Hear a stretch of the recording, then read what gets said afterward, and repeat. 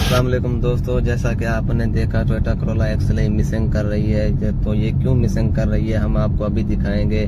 Race دیتے ہی یہ پھڑپھڑا سے جاتی ہے، گاڑی مسنگ کر رہی ہے. تو اس کی وجہ یہ ہے کہ اس کی 1 نمبر کوئل جلی ہوئی ہے. ہم آپ کو ابھی چیک کروا دیتے ہیں. تو باقی جو 3 کوئلیں ہیں، یعنی کہ جو بھی کوئل ہم اوپر کریں گے اس پہ گاڑی زیادہ مسنگ کرے گی، 1 نمبر پر نہیں کرے گی، کیونکہ اس پہ پہلے یہ گاڑی مسنگ کر رہی ہے. 1 نمبر کوئل اس کی جلی ہوئی ہے، وہ ہم جو نہیں لگائیں گے گاڑی ٹھیک ہو جائے گی. ہم آپ کو ابھی چیک کرا دیتے ہیں کہ گاڑی میں کیا فالٹ ہے. تو ابھی ہم آپ کو چیک کراتے ہیں.